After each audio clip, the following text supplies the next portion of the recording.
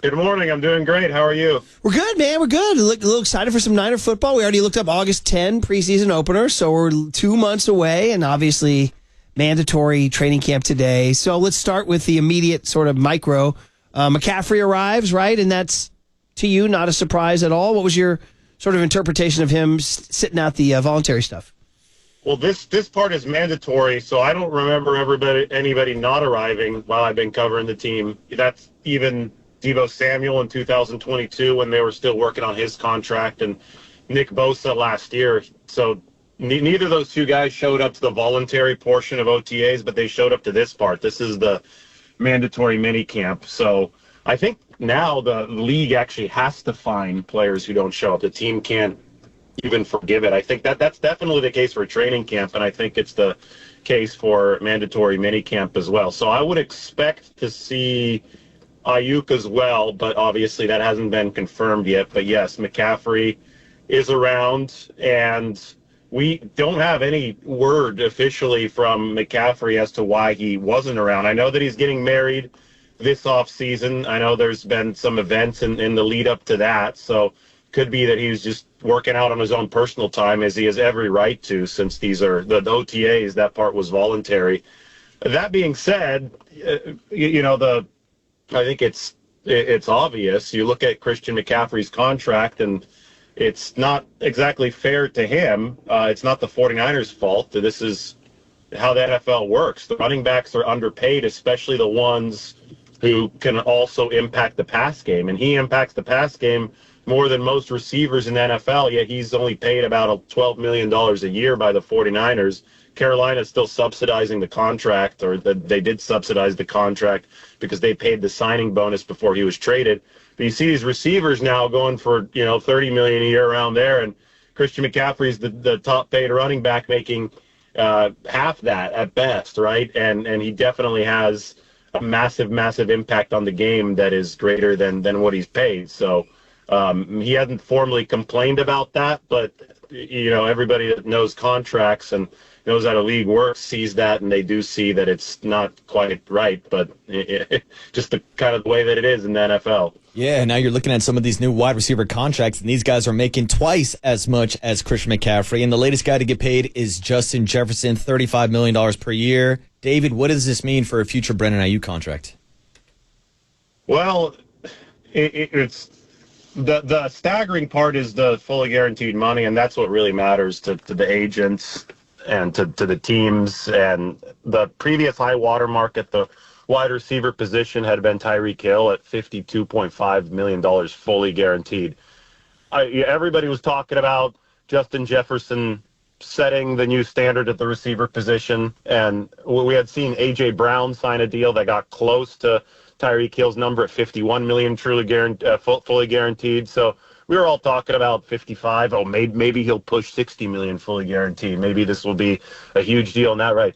He goes out there and he signs a deal for $88.7 million fully guaranteed. What happened here is that Justin Jefferson did not take aim at Tyreek Hill to set the receiver market. He took aim at Nick Bosa to become the highest paid non-quarterback of all time. Nick Bosa had $88 million fully guaranteed in the deal that he signed with the 49ers last year. He had $34 million per year. So we saw Jefferson go $35 million per year and $88.7. It was very clear that that's the player that he wanted to edge out.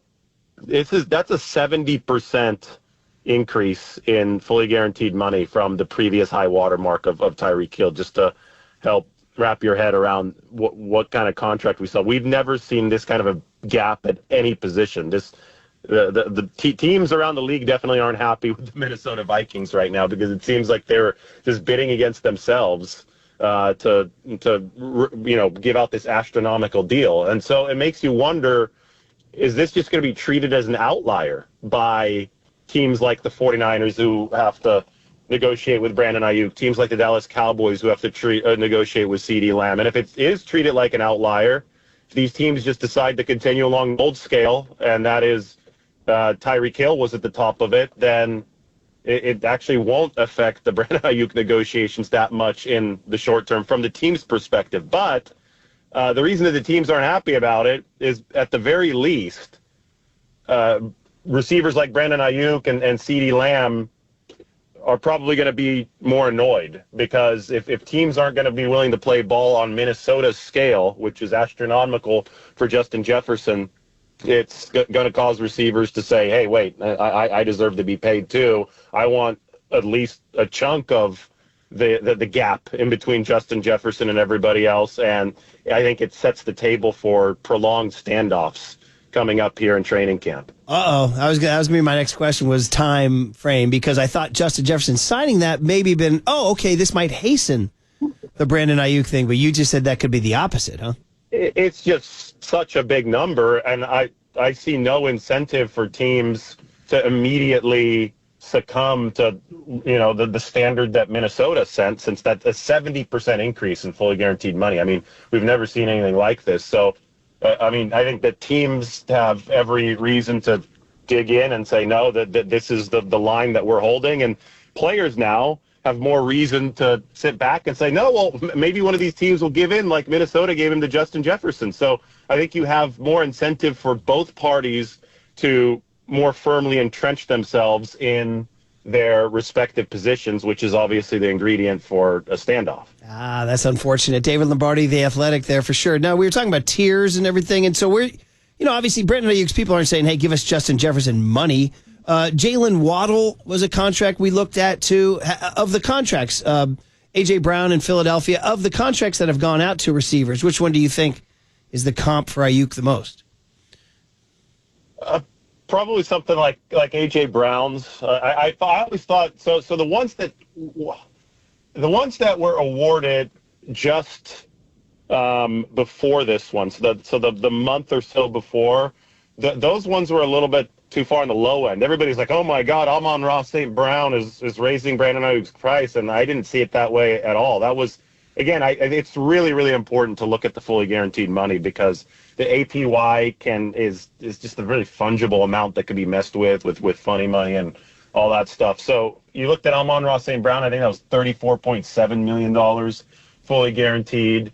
You looked at Jalen Waddles, it was, I think, $35.9 million fully guaranteed. I had always thought that Brandon Ayuk would be in the 40s and probably trying to push close to 50 to be near that previous high water mark of Tyreek Hill. And we saw this run on contracts in the mid-30s, and I thought that those receivers were just a cut below, as far as resume went, below Brandon Ayuk. So I didn't think that he was going to be part of that group anyway. What I thought was happening, and I think that this is proven to be true, is that Ayuk's camp and CeeDee Lamb's camp, they were waiting for Justin Jefferson to sign, because they knew that the buzz around Jefferson and his reputation and what the Vikings might be planning to do was to give him the biggest deal ever for a receiver. And that could only theoretically help Brandon Ayuk and CeeDee Lamb, right? So I think that was what the wait was for.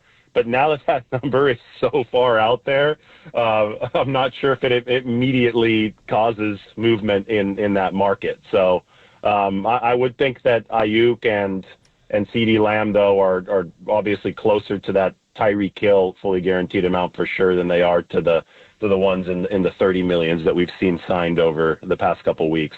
And David, we know that the 49ers just gained about $17 to $18 million with Eric Armstead's June 1st release date. What do you think the plan is moving forward with that extra money?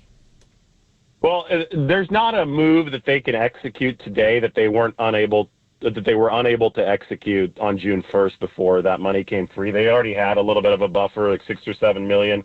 So there's no massive free agent still sitting out there that would have cost more than that for this season, especially since they backload these contracts. So I think people saw that number and like, oh my God, they're going to go out and spend. And then they say, well, on what? I don't know what there is to spend on. Because remember, even a Brandon Ayuk extension would lower his cap hit in the near term in for this 2024 season, because you push most of that money backwards to take advantage of the fact that the cap is rising. So anyway, unused cap space carries over from season to season.